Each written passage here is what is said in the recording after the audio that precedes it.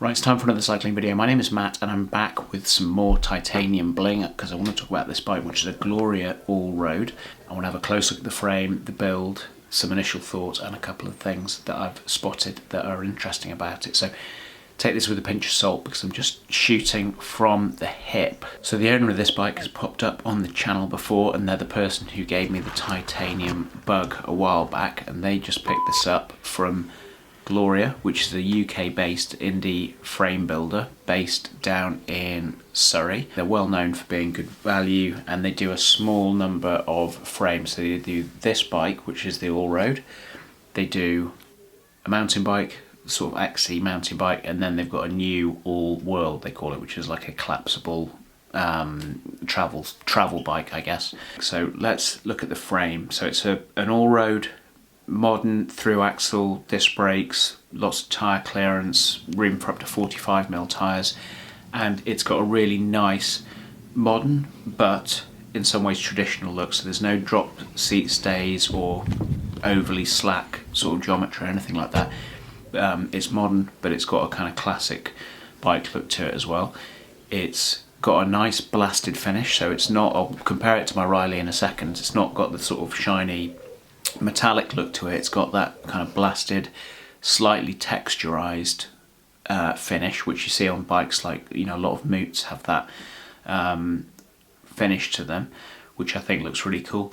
There's a lot of bosses on this bike, so it's not an out and out race road bike. It's more got that kind of utilitarian adventure all-road four seasons sort of feel to it.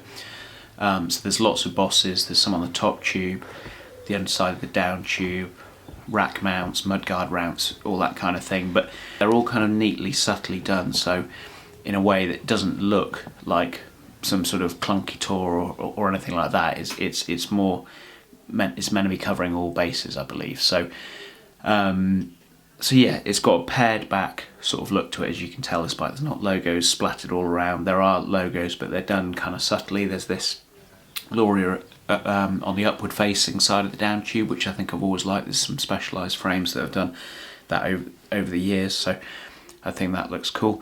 Titanium seat post with a little bit of an offset, so I'm not sure that, I think that quite actually looks quite good, but it's obviously said to reduce vibrations as well. And it's got a seat clamp. You know, there's a lot of bikes these days are doing away with seat clamps, which I find a bit scary, but this has got one. You know, a lot of bikes have got that sort of one-piece seat post that's in the frame, and then you just have a topper, and you get obviously a much less range to play with. So it's got a seat clamp, which is good. The fork, it's a carbon fork, nice little logo on the side, and as I say, plenty of clearance in there. Now, moving on to the Groupset. The Groupset is 105 Di2, so this is the new, like, 12-speed, first time 105 has been electronic. And I think this is a really interesting Groupset because, yes, it's got some of the things that, some of the downsides of a disc Groupset. It's quite heavy and electronic, it's got a big battery and all that kind of thing, but this is that sort of semi-wireless style where there's a battery in the seat post, and then there's coin cells in the shifters to allow them to communicate. So there's not like a junction box that you have to tuck away somewhere or put under the handlebars that some of the earlier Di2s had. And also it looks really good. This, to me, when I'm looking at a Groupset, my eyes often go to the Crankset, and this looks really similar to the Dura-Race in my view. The Ultegra that sits between it has got quite a sort of squarish, oblong sort of shaped crank. This looks better in my view, and it works really good. The rotors look good as well, not like those shiny Ultegra ones that you see a lot of. So yeah, rotors look really good, the calipers look really tidy. So this 105 Di2 just clicks really nicely with the sort of pared back feel of the frame. So I think that's a really good shout for this bike. Right, next up, let's talk about the cockpit area a bit, because this is an area which I think is quite interesting. So, as I mentioned, Gloria, they're in the sort of value space of the market. They're not trying to go for compete with like moots. Well, they are trying to compete with the moots, but they've not like got a big marketing program and all these other add-ons that are going to ramp the cost of the bike up. They're trying to keep it down, grow organically, but there are some really interesting things that you don't see on even some of the more expensive bikes, like being set up for internal routing in this cockpit area. So the head tube's big enough to get the hoses down. At the moment, this bike's set up with like a simple deader stem, bars and some nice titanium spacers, but I think this is an area, we'll talk about it in a bit, where it could go fully internal routed in the end, and it'll look really tidy up it. Moving on, wheels and tyres. The wheels are carbon 45mm deep, and they are some wheels of Gloria's own creation, but again, nicely paid back, look really neat and tidy. And we've got some Schwalbe ones in 32mm setup, tubeless. Now, before we go for a spin, let's just have a look at what my Riley looks like this side by side, and you can really see the difference between these two bikes. You know, mine's got that metallic, obviously metallic look. Gloria's got that matte blasted finish, and obviously I've got, you know, rim brake, looks a bit more classic, whereas the Gloria's got that slightly more modern edge to it. So let's get out on the road for a spin.